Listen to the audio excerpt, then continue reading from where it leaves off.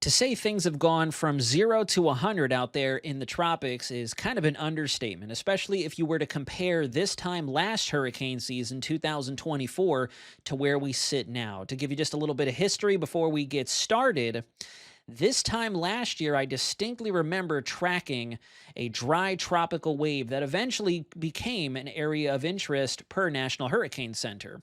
That would then go on and around the August 6th timeframe make landfall as Hurricane Debbie in the Big Bend area of northern Florida. This time, we're a little bit different.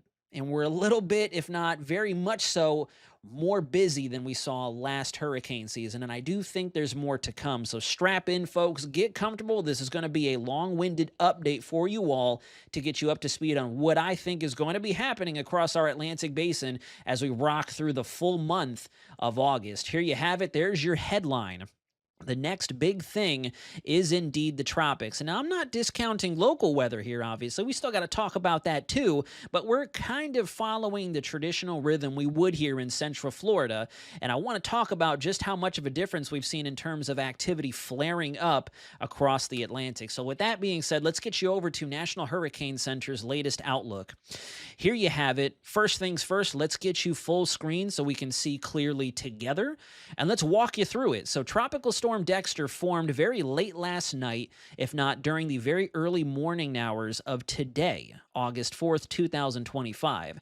It is currently a max sustained wind of 45 miles an hour, slowly but surely trying to further organize. The National Hurricane Center doesn't quite think it has peaked just yet, even though it is encountering some wind shear. I'll show you that here in a moment. It does still have a small window to intensify some as it continues generally off towards the east-northeast into the upper North Atlantic. Eventually, it's going to run into even more wind shear, and it's going to run into the cooler waters of the mid-latitudes and the southern periphery of the poles. So it's running out of time, and thankfully, it is not going to play a role in anyone's weather, and it's definitely not going to impact any of us here in the United States.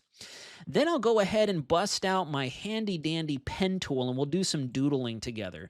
We have this new AOY that just decided to flare up yesterday. Models have been showing it for a little while now. It has an 0 for 30 shot of doing something over the next 7 days. No chance in the next 2 days, although I do believe we're going to start to see those creeping up. And then right now at a 30% shot within the week. This is going to be very similar to Tropical Storm Dexter, the same leftover frontal boundary and upper trough that helped to spark that now tropical storm is going to kind of do the same thing, work its magic close to home, and this has been a very repetitive spot we've been monitoring throughout the season and even before that.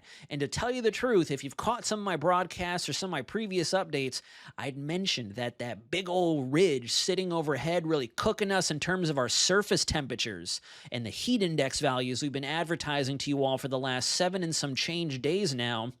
It's really cranked up the favorability in the western and southwestern Atlantic. Our water temperatures are anywhere between 30 to 33 degrees Charlie, which in Fahrenheit is anywhere from 87 to 91 degrees. And you only need about 80 to 83 to promote development of a tropical feature, let alone rapidly intensify it. So we're going to be watching that area as well as this here. Huge blob. Orange area of interest marked 0 chance over the next 2 days, 50% over the next 7 days. We've got a tropical wave that's beginning to plop off the coast of Africa, and it could get going as it continues to move through what's called the main development region, this sector of the Atlantic, the deep tropics out there off the Africa coast and east of the Lesser Antilles of the Caribbean Sea. This has been an interesting feature to watch. Some of our computer models want to immediately eject it out into open water and keep it far away from everybody, but other computer models are latching on to what could possibly be a little bit more of a realistic outcome. It stays fairly weak as it moves through that portion of the world and then eventually tries to get going somewhere right in through here. And then that's when it becomes a kicker of, does it continue westward or does it then find that weakness in our high pressure and try to do that fateful curve back towards the north? And then if that wasn't enough, tracking 2 different AOYs out there right now, there are signals that we have not 1, not even 2, but possibly 3 additional healthy tropical waves expected to come off the coast of Africa. So we're going to be watching that very closely. Now, let's take in for a bird's eye view of Tropical Storm Dexter. A fairly robust system. You can see good thunderstorms firing in close proximity to where the center is on satellite. Some of that thunderstorm activity is beginning to weaken some as the sun comes up. We're getting away from something called the diurnal maximum, where these features tend to take advantage of the local environment around them and try to strengthen some during the overnight hours. Think of it like the opposite of our sea breeze. During the daytime, you get thunderstorms over central Florida, and then at night they disappear. In this case, for tropical features, since they have all that moisture, all that cloud cover, and all that just nastiness going on near the center, it's during the daytime where they lose a little bit of that luster because they're now battling the environment around them. Everything is heating up. But whereas at night, when the sun sets, the area around it cools off. So you get that focusing of the warmth and that vertical motion right near that center of circulation. And that's why they tend to take off, or they'll even oscillate a little bit between day and night.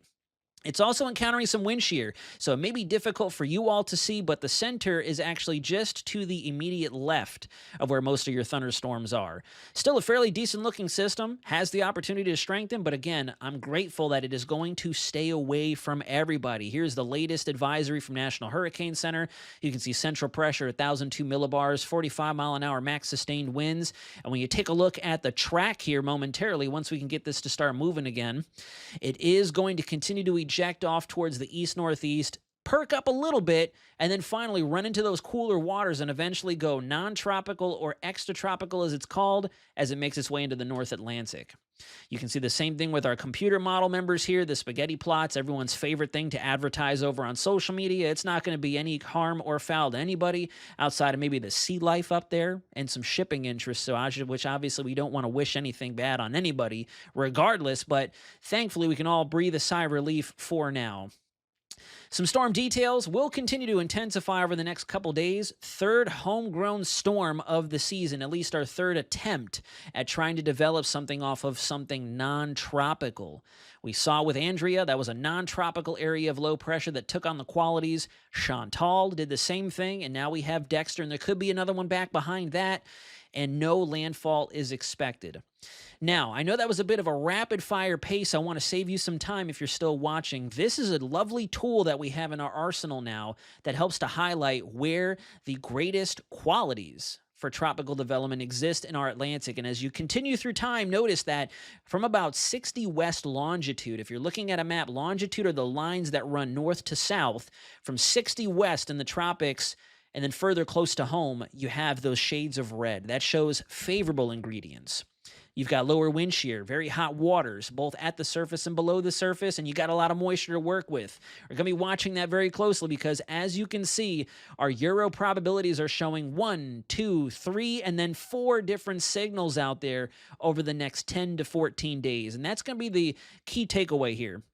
Stick with us over here at News 6. We're going to get you the reliable, accurate, and tropical information you need, the timely tropical information you need to stay ahead of the storm. But right now, rest easy. Just keep your eyes open, and we'll get you the info that you need at a moment's notice to keep you safe as we rock towards the peak of the hurricane season.